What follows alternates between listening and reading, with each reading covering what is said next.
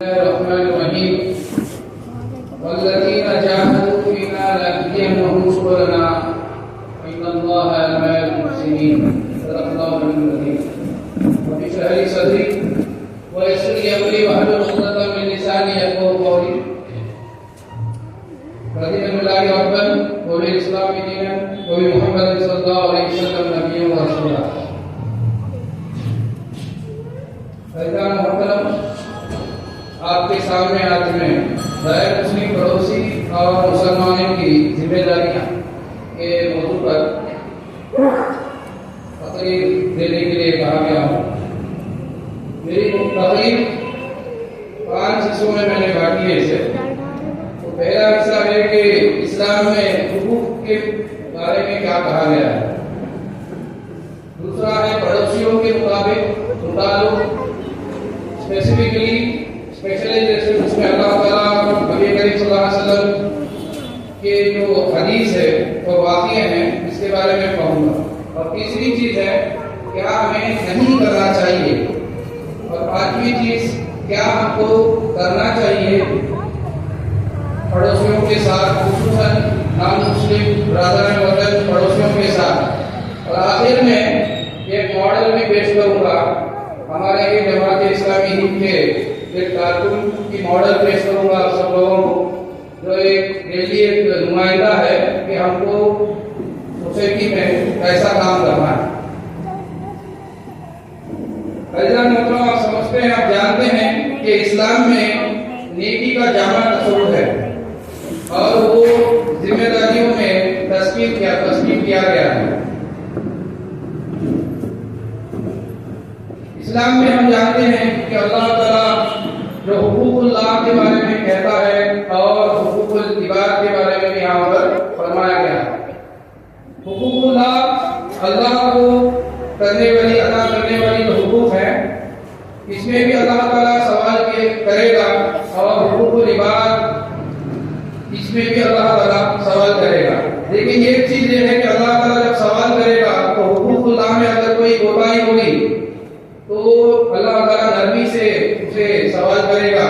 لیکن حقوق العباد میں اگر کوئی کوتاہی ہو تو وہاں پر اللہ تعالیٰ نرمی نہیں برتائے گا، بلکہ وہاں پر بہت کٹھن سوال پوچھا جائے گا اور اس کا وہاں پر عدل و انصاف ہوگا. نبی کریم صلی اللہ علیہ وسلم فرماتے ہیں مخلص آدمی کون ہے؟ پوچھتے ہیں صحابہ سے، تو صحابہ کہتے ہیں کہ یا رسول اللہ، جس کے پاس 1 یا 2 درہم نہیں ہوگا وہ ہے مخلص. تو نبی صلی اللہ علیہ وسلم فرماتے ہیں کہ نہیں، مخلص وہ ہے کہ ایک انسان آخرت میں آئے گا، بہت سارے نیکی لے کے آئے گا، لیکن اس کے خلاف بہت سارے لوگ کھڑے ہوں گے اللہ کی طرف کہ اللہ تعالیٰ یہ میرے حقوق ادا نہیں کیا. تو جو بھی وہ غلط کیا ہوگا اس کے بدلے میں اس کی نیکیاں آگے دے دی جائے گی، اور آخر میں اس کے پاس کوئی نیکی نہیں رہے گی. پھر بھی لوگ کھڑے ہوں گے تو اللہ تعالیٰ سے فرشتے پوچھیں گے کہ یا اللہ، آپ کو اس کے پاس نیکی بھی نہیں ہے. تو بولا جائے گا کہ جو لوگ اس کے خلاف بول رہے ہیں ان کی نیکیوں، ان کی بدیوں کو اٹھا کے اس کے پر ڈال دو، اور یہ انسان آخر میں جہنم میں پھینکا جائے گا. اور یہ ہے مخلص آدمی جو سب کچھ ہو گیا. تو ہم اس میں سمجھ سکتے ہیں کہ اگر ہم حقوق العباد میں کمزور رہیں گے اور وہ صحیح ادا نہیں کریں گے تو اس میں ہماری آخرت میں ہماری برباد ہو سکتی ہے. صرف اور نماز، زکات، حج اور دوسرے اذکار ہمیں جنت میں نہیں لے کے جائے گی، بلکہ ہم لوگوں کے ساتھ کیسا رہتے ہیں وہ بھی ڈیسیشن فیکٹر ہو جاتا ہے. تو اس میں ہم جانتے ہیں کہ ماں باپ کے ساتھ کیسا سلوک کرنا ہے، رشتہ داروں کے ساتھ کیسا سلوک کرنا ہے. یہاں پر ہم اسپیسیفکلی اس میں غیر مسلم ہمارے پڑوسیوں کے ساتھ کیسا سلوک کرنا ہے اس کے بارے میں ہم کو دیکھنا ہے.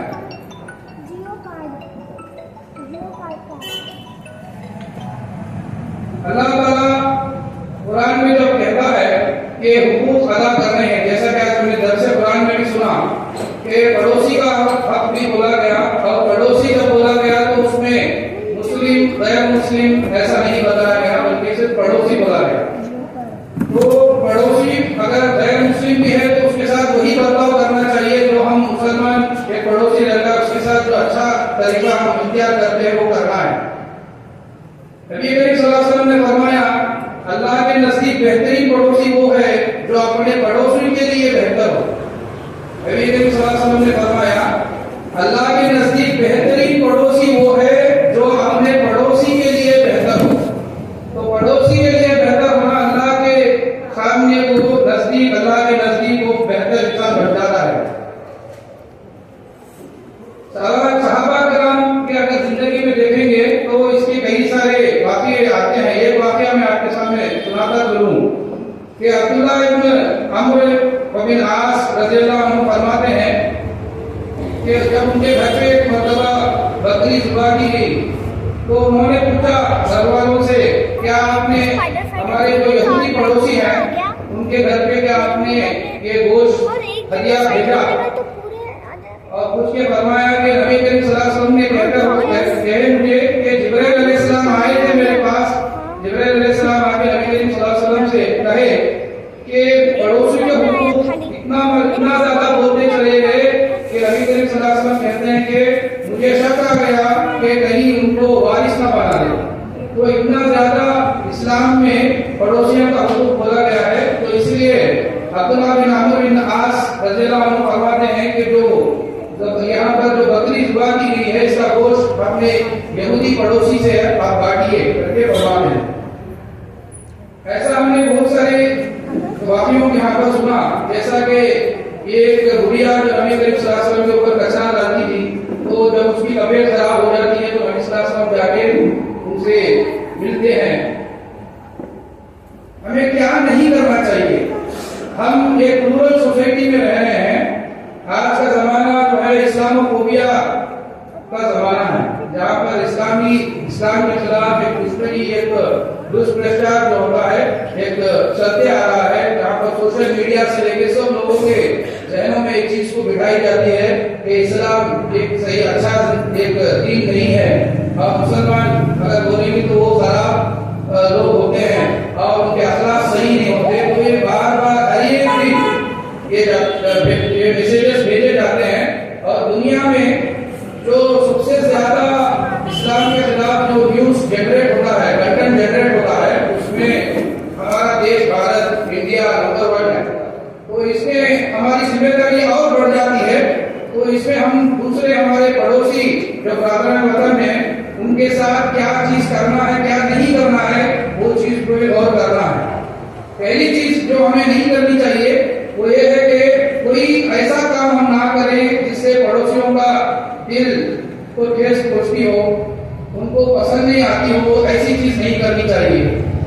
خصوصاً اگر اس پہ دیکھیں تو پاکی صافی کا احترام بہت کرنا چاہیے ہمیں. تو مسلمانوں اسلام میں تو ہمارے پاس دین میں کہا گیا کہ جو پاکی صافی جو دین کا آدھا حصہ ہے ایمان کا آدھا حصہ ہے پاکی صافی. لیکن ہم جانتے ہیں کہ ہمارے محلوں میں کتنی ساری گندگی پھیلی ہوئی ہوتی ہے. اگر پڑوسی ایک نان مسلم ہوتا ہے تو اس میں پاکی صافی میں اور زیادہ احترام رکھنا ضروری ہے. ہم کہیں ایسی چیز نہ کریں جس سے ان کو تکلیف پہنچتی ہو. جیسا کہ آپ اپنا کچرا جا کے باہر نہیں رکھتے ہیں وہ کچرے کی گاڑی کلیکٹ کرنے کے لیے تو ایسی جگہ پہ نہ رکھیں کہ وہ ان کو تکلیف پہنچتی ہو. اگر ہمارے گھر پہ بکری ہوتی ہے تو جب بکرا وغیرہ ذبح ہوتا ہے تو اس کی گندگی کہیں باہر نہ پھیلے تو اس کے اوپر بھی ہمیں خیال رکھنی چاہیے. اور اگر کچھ ہم ان سے بانٹتے بھی ہیں کوئی چیز دے کے بھی بھیجتے ہیں تو ایسا دیکھ کے بھیجیں کہ یہ چیز ان کو اگر پسند نہیں آئی تو ہمیں اسے کیا کریں. تو اس لیے مثال کے طور پر اگر وہ گوشت نہیں کھاتے تو ہم ان کو ہمارے گھر پہ ایک اچھی چیز بنی ہے اس لیے ہم ضرور ان کو دیں گے کر کے یہ دینا نہیں ہے. بلکہ اگر وہ پسند نہیں کریں گے نان ویج نہیں کھاتے یا بیف نہیں کھاتے تو ان کو وہ چیزیں اوائڈ کرنی چاہیے. اور ہمارے پاس دوسرے سویٹس وغیرہ جو بنتے ہیں اسے ہم دینا چاہیے. یہ تو ضرور کرنی ہی چاہیے کہ ہمارے گھر سے کوئی نہ کوئی چیز ہمارے برادران وطن کے گھر پہ جاتے رہنا چاہیے. یہ بہت ضروری ہے. لیکن اس میں ہم کو یہ بھی دیکھنا چاہیے کہ کیا یہ چیز ان کو پسند آئے گی یا نہیں آئے گی. اس کا خیال رکھتے ہوئے ہمیں وہاں پر چیزوں کو بھیجنا ہے.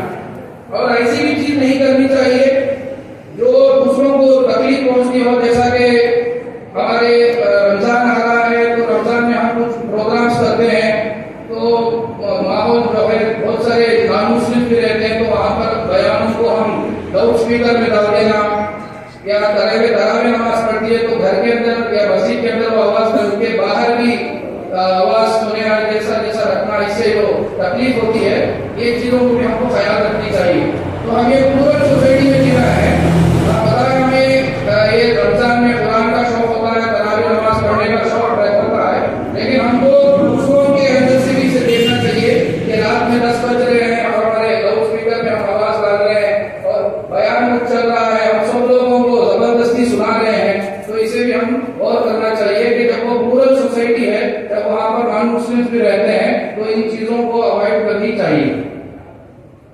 तो पड़ोसियों के साथ क्या करें? तो पड़ोसियों के साथ जो है हम हुस्न सलूक करें।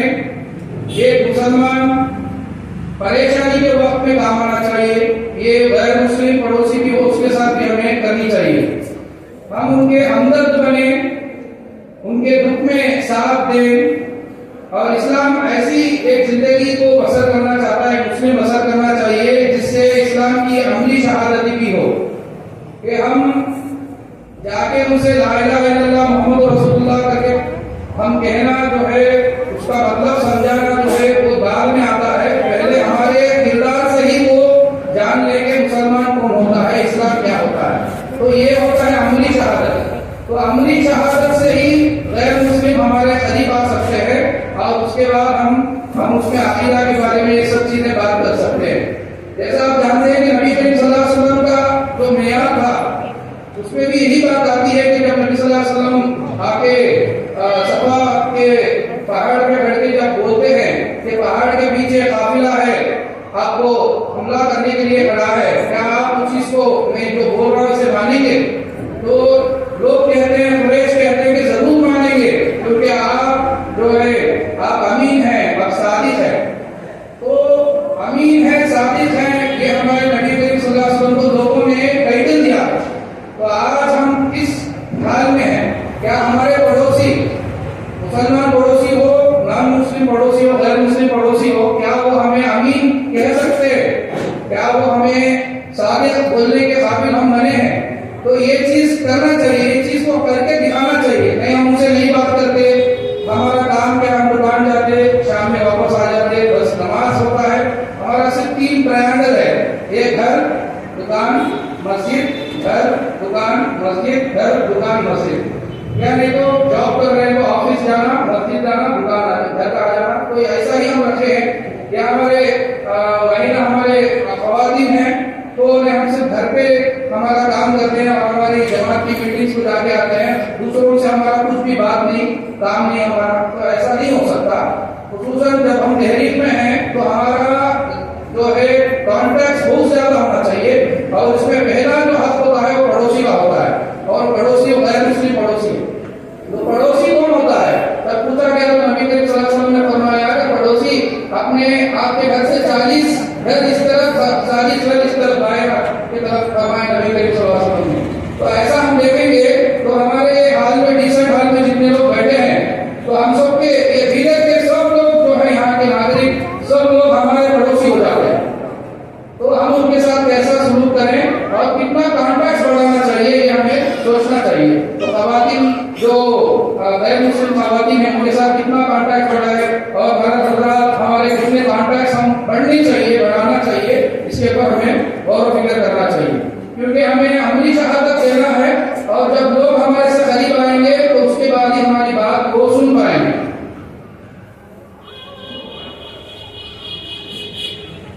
मैं यहाँ पर हमारे लाजिम इलाका जब आए थे तो जब बातचीत हो रही थी तो मैं उनसे पूछा कि क्यों हम भीतर में मुसलमान और गैर मुस्लिम के जो ताल्लुकात इतने वो गहरे नहीं है, दूर दूर है। और जुबान का एक मिसाल वो भी बताया कि इसका रीजन ये जुबान जो है उनकी कन्नड़ जुबान है और हमारी जुबान दूसरी यहाँ पर उर्दू बात की जाती है। तो उन्होंने एक बात बताई, नहीं ये सिर्फ जुबान की एक मिसाल नहीं है बल्कि यहाँ का जो पॉलिटिकल हिस्ट्री है उसका भी इसका थोड़ा असर यहाँ पर पड़ा है। जो हैदराबाद कर्नाटका रीजन जो ये हुआ है, तो हैदराबाद रीजन से अलग हुआ, यहाँ पर जो हादसे वगैरह हुए हैं उसका भी असर यहाँ पर लोगों में पाया जाता है। इसलिए भी दुनिया यहाँ पर दिखती है, जबकि लाजिम इलाका मेरे से फरमा रहे थे। लेकिन सवाल उठता है कि आखिर कब तक हम इतनी दूरी मेंटेन करते रहेंगे, कब तक? 30, 40, 50 साल 60 साल हो गए और तब तक हम दूरी ऐसा ही दूरी मेंटेन करते जाएंगे, ये किसके खिलाफ होगा, किसके लिए नुकसानदार है? ये नुकसानदार तो मुसलमानों के लिए है, तहरीक इस्लाम के लिए नुकसानदार है कि हम दूरी मेंटेन करें। तो दूरी को खत्म करने के लिए हम आगे बढ़ना है, तो इसके लिए उनकी जुबान सीखना, उनसे करीब होना, उनके साथ हम कोई गिफ्ट शेयर कर लेना, ये सब चीजें हम करना है और उनके शादी ब्याह में जाना, उनके प्रोग्राम अटेंड करना। तो जमात में मैं यहाँ से आता हूँ, जमात इस्लामी तमिलनाडु से मैं वहाँ पर था, अब तो बीदर में हूँ। तो वहाँ पर हम देखते हैं कि मेन सिटीज में पब्लिक रिलेशन सेक्रेटरी का काम ये होता है कि नॉन मुस्लिम्स की जो भी गैदरिंग होते हैं वो जाके जमात का वहाँ पर नुमाइंदा मिलते जाके आते हैं। जैसे कि सिखों का कुछ प्रोग्राम हो गया या दूसरा कुछ हो गया तो उसमें वो जाके वहाँ पर अटेंड करके आते हैं और लोगों से मेंटेन करते हैं रिश्ता। तो तभी क्या होता है, जब इफ्तार मीटिंग को बुलाते तो ऐसा हाल बस नहीं आता, नॉन मुस्लिम इतने हजारों में आ जाते कि वो लोग बोलते हैं कि आप हमारे मीटिंग्स में आते हैं तो हम आपके मीटिंग्स में आते हैं। तो ये जो है गिव एंड टेक होता है। तो हमें भी चाहिए कि जो जनरल प्रोग्राम्स होते हैं नॉन मुस्लिम्स के जो होते हैं वहाँ पर भी हम जाएं, उनसे बात करें। आखिर में मैं मेरी बात खत्म करते हुए इस पर आता हूँ कि एक मॉडल मैं आपके पास बोल रहा था कि मॉडल पेश करना चाहता हूँ, वो है हमारे में से ही जमात इस्लामी के कारकुन गुजरे जो मेरे दादा जान भी हैं, उनका एक मॉडल मैं आपसे पेश करता हूँ। वो इस दुनिया से जाके तकरीबन 30 साल हो गया, लेकिन आज भी लोग उनको याद करते हैं मोहल्ले में, ना सिर्फ याद करते हैं मोहल्ले में बल्कि जमात इस्लामी तमिलनाडु से याद करते हैं। तो परसों मुझे कॉल आया था जमात के तमिलनाडु के सेक्रेटरी की तरफ से कि मेरे दादा जान के बारे में वो ये पूछ रहे थे, इस मुहिम के लिए हमको थोड़े वीडियोस बनाना है, बताइए उनके बारे में, क्योंकि हमें वो एक मॉडल हमको पेश करना है। तो तभी मुझे ख्याल आया कि मुझे भी एक चीज हमारे बीदर के लोगों के साथ शेयर करनी चाहिए। वो ये है कि मेरे दादा जान मरहूम इस्माइल शरीफ साहब जमात के रुकन नहीं थे, वो कारकुन थे, लेकिन उनका काम देखिए उन्होंने पड़ोसियों के साथ कितना अच्छा सलूक किया कि लोग आज तक याद करते हैं और उसका असर आज तक वेलूर में पाया जाता है। तो वेलूर जो है तमिलनाडु के एक डिस्ट्रिक्ट है, चेन्नई से तकरीबन 150 किलोमीटर दूर में आता है। तो उन्होंने पहले काम क्या किया, पहला काम ये किया कि जब पड़ोसियों में मोहल्ले में किसी की डेथ हो जाती है तो सुबह नॉन मुस्लिम्स की डेथ, तो वहां पर सुबह में चाय भेज देते थे, बिना कुछ कोई इंतजार भी नहीं करता, पहले वो चाय भेज देते। दूसरा क्या होता, दोपहर का लंच ऑर्डर कर देते, दोपहर का खाना भी बना के भेजते थे। तो वो ऐसे मोहल्ले में थे जैसा कि ओल्ड सिटी में थे, वेलूर में, बाद में न्यू सिटी बाहर आ जाते हैं तो अतराफ सब नॉन मुस्लिम है, सिर्फ इन्हीं का घर मुसलमान का घर था।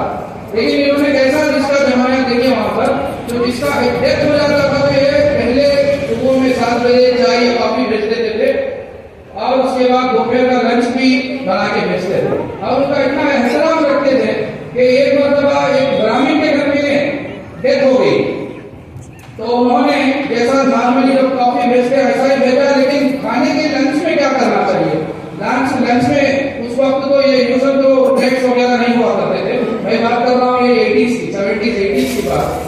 तो वो क्या करते हैं कि बर्तन देना है, लेकिन हमारे घर के बर्तन हम इस्तेमाल नहीं भेज सकते बिकॉज वो ब्राह्मण का घर है। तो ब्राह्मण के घर में हम लोग गोश्त खाते हैं तो वो कराहत महसूस करेंगे, इसलिए नए बर्तन लेके नया बर्तन सब लेके सेट खाने के साथ भेजते हैं।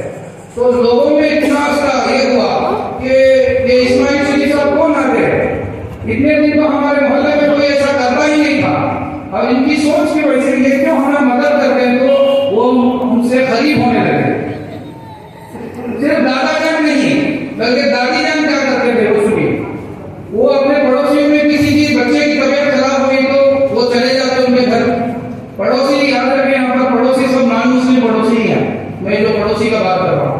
तो उनके बच्चों को पानी दम करके देना, सुबह फातिहा पढ़ के फूकना, तो बच्चे की तबीयत अच्छी हो जाती है तो लोग उससे करीब हो जाते हैं कि आपने वहाँ पर मुसलमान लेडीज को बहुत इज्जत से बुलाई जाती, बूमा आपने आके बहुत अच्छा काम किया, तो यहाँ पर डॉक्टर भी करीब नहीं है लेकिन आप हमें आके दुआ वगैरह पढ़ के सुनाएं तो मेरे बच्चे की तबीयत बहुत अच्छी हो गई। इसके साथ और एक बड़ा काम भी करते हैं वो, एक मरतबा ऐसा نان مسلم پڑوسی لیڈی آ کے ہمارے دادی جان سے بات کرتی ہے اور کہتی ہے کہ میری بیٹی مائکے سے سسرال سے گھر آ گئی ہے واپس لڑائی جھگڑا کر کے، اور ہم سنا رہے ہیں، اسے سمجھا رہے ہیں، وہ واپس نہیں جا رہے ہیں. تو ہمارے دادی جان کو تمل نہیں آتی، وہاں کی زبان تو تمل ہے، جتنا ہمارے یہاں پر جینٹس جتنا کنڑ بات کریں گے اس سے کم تمل آتی تھی ان کو. لیکن وہ بولے کہ اچھا میں بات کرتی ہوں آپ کی بیٹی سے جا کے، وہ جا کے دروازہ بند کر کے کاؤنسلنگ بات کرتے آ جاتے ہیں. لیکن دوسرے دن کیا ہوتا، دوسرے دن یہ ہوتا ہے کہ وہ جو ہمارے پڑوسی تھے نان مسلم پڑوسی اور ان کے شوہر دونوں ہاتھ میں جو ہے نا جیسا رشتہ بات کرنے کے لیے جیسا نان مسلم جاتے ہیں، پلیٹ میں فروٹس وغیرہ رکھے اور پھل سب چیزیں رکھے اور پھول وغیرہ رکھے آگے گھر. کیا ہوگا کیوں ایسا ہے ہمارے کو؟ ہم نے کتنا کی سمجھایا ہمارے بیٹی کو، لیکن وہ گھر نہیں گئی، ان کی سسرال نہیں گئی. لیکن ابو ماں پیار کر رہا ہے، بات کرنے سے پتا نہیں. صبح ہی اٹھ گئی کہ میری اس کا بیگ پیک کری، ریڈی کیا سوٹکیس اور پہلی گاڑی سے وہ چنڈی لوٹ گئی. ہم تو نہیں کر پائے، آپ کر پائے، اس لیے آپ کو شکریہ ادا کرنے کے لیے ہم آئے ہیں آپ کے گھر. سوچنے کی بات یہ ہے، پڑوسی ہے، نان مسلم پڑوسی ہے، اس کے سسرال سے وہ آ گئی، لیکن وہاں پر جا کر اس سے بات کیا اور زبان بھی ٹھیک سے معلوم نہیں ہے، لیکن وہ ایموشنز تھے کہ بیٹی گھر واپس آ گئی ہے، اسے واپس بھیجنا ہے. تو وہ کنیکٹ ہو گیا، وہ لڑکی سمجھ گئی اور واپس دوسرے ہی دن نکل کے چلی گئی. تو یہ اچھا ان کا پڑوسیوں کے ساتھ جو مزاج. تو دادا جان بھی یہ کرتے تھے. تیسری چیز میں بولتا ہوں آپ کو، تو 80s میں وغیرہ لینڈ لائن بہت اہم ہوتا تھا، موبائل فون تو نہیں تھا 80s 90s میں. تو وہ محلے میں ایک لینڈ لائن صرف ہمارے دادا کے گھر پہ تھا. تو کام کرتے لوگ تو لسٹ میں نام لکھ کے رکھ لیتے تھے، اچھا ان کا نام آیا. تو ہمارے والد صاحب وغیرہ دکان سے واپس آتے 9 ساڑھے 9 بجے، تو ہمارے دادا جان بھیج کے رکھتے گاڑی میں کہ جائیے آپ ان لوگوں کو لے کے آئیے، ان کا کال آیا ہے، ٹرم کال آیا ہے، ویٹ کر رہے ہیں. تو جب تک وہ آگے ویٹ کرتے ہمارے دادی کے گھر پہ، تو اس وقت تک ہمارے دادی جان ایک چائے دے دیتے ان کو یا کچھ مٹھائی دے دیتے، اور اس وقت ہمارے دادا بیٹھ کے ان سے بات کرتے. کب کال آئے گا معلوم نہیں، 10 منٹ 15 منٹ آدھا گھنٹہ 1 گھنٹہ. تو اس وقت تک وہ جماعت کے کارکن تھے، تو ہاتھ میں سلامتی کا راستہ رہتا تھا ان کے پاس، اور دوسری چھوٹے چھوٹے لوگ کتاب چھاڑے رہتے تھے، یہ سب رہتے تھے. تو ان سے بات کرتے تقدیر کے بارے میں آپ کیا سمجھتے ہیں، کائنات کے بارے میں آپ کیا سوچتے ہیں. پہلے بات کرتے کہ آپ کی یہ کیا ہے، کیا آپ کا پروفیشن کیا ہے، بزنس کیا چلتا ہے، سب بات کرتے. تو یہ بات کرنے کا بھی موقع آ جاتا. تو یہ اپنے فون کو، گھر پہ جو لینڈ لائن فون تھا، تو اسے انہوں نے صحیح سے استعمال کیا. کبھی بھی یہ نہیں کہا کہ میں آپ کال مت کرو، ہم کو جا کے ہم لے کے نہیں آ سکتے، سب کچھ نہیں بولا. کہ بلکہ اسے ہی استعمال کر کے نان مسلمس کو اپنے گھر پہ بلانے کا رواج انہوں نے قائم کیا. اور اس کے ساتھ یہ بھی ایک چیز لے کے آئی کہ 14 کا چاند کے دن انہوں نے کلچر بنایا محلے میں، نان مسلم سب پڑوسیوں کو بلا کے ہم چھت پہ بیٹھ کے کھانا کھائیں گے. چلیے چھت پہ بیٹھ کے کھانا کھائیں گے، اور اس دن بیٹھ کے کھانا کھاتے کھاتے کائنات کی بات کرنا، اسلام کی دعوت دینا، یہ سب کرتے. تو لوگوں نے سوچا چند دنوں کے بعد، ارے اسماعیل شریف صاحب آپ آنے سے پہلے ہم دور تھے، لیکن آپ آنے کے بعد ہم سب مل گئے، کیسا ہوا؟ مجھے یہ واقعہ جب سنتا ہوں تو یہی معلوم ہوتا ہے کہ جب جعفر رضی اللہ عنہ جب حبشہ میں جا کے بات کرتے ہیں راجا کے سامنے وہاں پر، تو جب کہتے ہیں نبی صلی اللہ علیہ وسلم آنے کے بعد اس سے پہلے کیسا تھا، اس کے بعد کیسا ہو، بن گئے، بدل گئے. تو یہی چیز وہ نان مسلم بھی ہے ہمارے دادا کے پاس. ہم کسی کا کچھ نہیں دیکھتے تھے، یہاں پہ سب الگ الگ رہتے تھے، لیکن آپ آنے کے بعد سب چیز بدل گئی. ہم لوگ ساتھ میں بیٹھ کے کھانا کھا رہے ہیں، اوپر بیٹھے، ہم ایک ذات دیکھ کے ہم ملتے نہیں تھے، لیکن آپ ہم سب کو ملا دیا. بعد میں ایسوسیشن کا الیکشن آتا ہے، تو لوگ کہتے ہیں کہ اسماعیل شریف صاحب آپ کو چھوڑ کے کسے ہم لیڈر بنائیں، آپ ہی ہمارے لیڈر بنیں گے. تو اس وقت بھی ہمارے دادا جان نے ایک کام کیا کہ انہوں نے اس لیڈرشپ کو نہیں دی، بلکہ بولے کہ میں بزنس مین ہوں، مجھے یہ کام نہیں کرنے آتا، لیکن مجھے کام ٹائم بھی دے کے سکوں گا. میں ان کو انگلی دکھاتا ہوں، یہ صاحب صحیح رہیں گے، ان کو آپ لیڈر بنائیے، ایسوسیشن کا پریزیڈنٹ بنائیے. اور وہ اسے دیکھیں گے تو وہ ایک کم ذات کے، ایک نیچے ذات کے آدمی ہوتے تھے، لیکن سب لوگوں نے اس کو یہ کرا، ایکسپٹ کر لیا کہ جب اسماعیل شریف صاحب بول رہے ہیں تو ہم اسے پریزیڈنٹ بنائیں. وہ بندہ رونے لگا اور بعد میں آ کے دادا جان سے بات کیا تو میری سماج میں میری کچھ یہ حیثیت نہیں ہے، براہمن ہے وہاں پر دوسرے بڑے بڑے کاسٹ کے لوگ ہیں، ان کے سامنے آپ مجھے پریزیڈنٹ کر کے بولا، سب لوگوں نے مان لیا ایسے آپ کر سکتے ہیں، تو ایسے کام انہوں نے کر کے دکھائے۔ اب اس کا لوگوں کا ریسپانس دیکھیے کیا ہوتا ہے۔ جب ہمارے دادی جان گزر گئے تو اس وقت لوگوں نے سوچا کہ محلے میں کوئی کام نہیں کرے گا، یعنی کہ ہمارے گھر پہ والد صاحب کے ساتھ بڑی فیملی تھی، 10 لوگ تھے، آپ کچھ نہیں کریں گے، ہمارے گھروں میں جب میت ہوتی تھی تو آپ لوگ مدد کریں ہمیں، آج ہم ہی کو سب کام کریں گے کر کے بولے سب چیز کھانا بنو، یہ ڈالنے کا شامیانہ ڈالنے سے لے کے کھانے کا ارینجمنٹ سے لے کے سب چیز انہوں نے وہ لوگوں نے کرا۔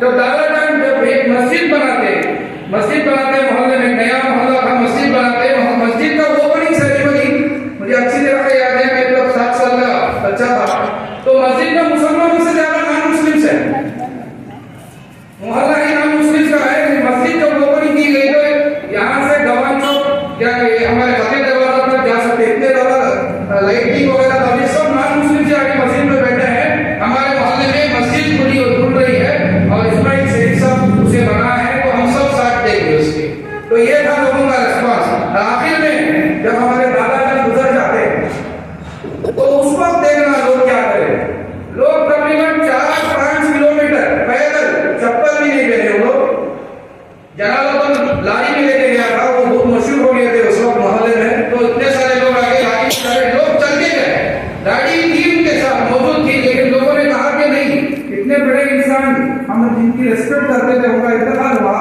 تو اس لیے ہم پیدل چل کے آئیں گے مسجد تک، تو 4-5 کلومیٹر چل کے آئے مسجد کے طرف، وہاں پر آگے لوگ وہاں پر ویٹ کر رہے تھے، اور یہ بھی ہوا کہ اس کے بعد بہت سارے ایڈوکیٹ تھے جو رمن ایڈوکیٹ، تو آج بھی وہ ہیں وہاں پر، ان کو کوٹ جانا چھوڑ دیے، یہ خطا ہو گیا، کوٹ ہی نہیں گئے، بعد میں معلوم ہوگا ہمارے والد صاحب کو وغیرہ کہ یہ کوٹ نہیں گئے ہیں کیونکہ ان کے بیسٹ فرینڈ محمد اسماعیل شریف کا انتقال ہو گیا، تو اس لیے وہ بہت مایوس ہو کے کوٹ نہیں جاتے، تو ہمارے والد صاحب سایہ چچا وغیرہ جا کے اس کی بات کر کے ان کو کوٹ کو نہیں، آپ کام کریے، دیکھیے ایسا ہو گیا، لاس ہو گیا، اگر اللہ کی مصیت ہے تو آپ کوٹ جائیے کر کے بول رہا، بعد میں وہ بعد میں جانے لگے، تو دیکھتے ہیں ساتھیوں کہ ایک نان مسلم، یہ سب جو بھی کرے سب نان مسلم، جب ان کے ساتھ رشتہ گہرا کرتے ہیں تو وہ لوگ اتنے خلیج ہو جاتے ہیں اور ان کے ساتھ دعوتی کام کرنے کے لیے اتنا بڑا ایک موقع بھی ملتا ہے۔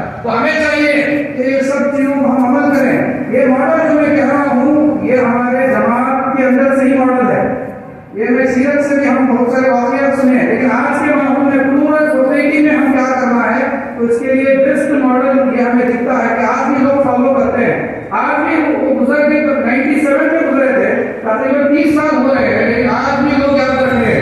آج بھی مسجد کو کچھ پرابلم ہوئے تو لوگ آ جاتے ہیں کہ مسجد فلانا کی خاندان کی مسجد ہے، ہم اسے کچھ نہیں کرنے دیں گے۔ آج تو محلہ بہت بڑا ہو گیا لیکن لوگ آج بھی ان کو یاد رکھتے ہیں۔ تو ایسا جماعت اسلامی یہ چاہتی ہے کہ ہمارے اس ہر ایک کارکن رکن متفق ایک ایسی تحریک بن جائے جو لوگوں کے بیچ میں اثر ڈالنے والے بنے اور اسے لوگ قریب ہو اور ہمارا کام بہت آسانی سے جائے۔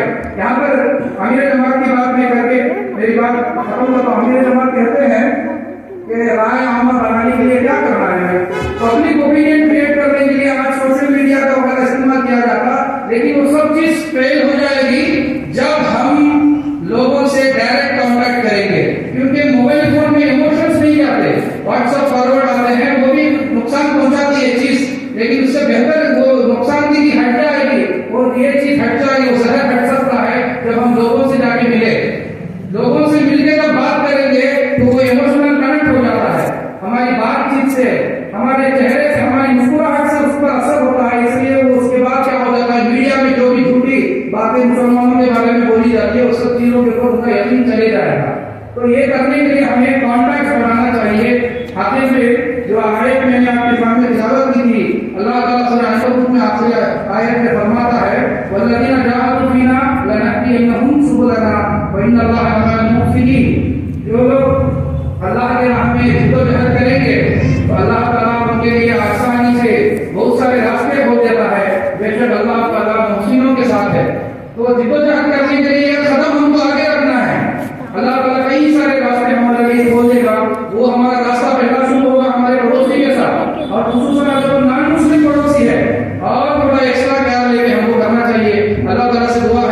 کہی ہوئی باتوں پر عمل کرنے کی توفیق ہم سب کو عطا فرمائے.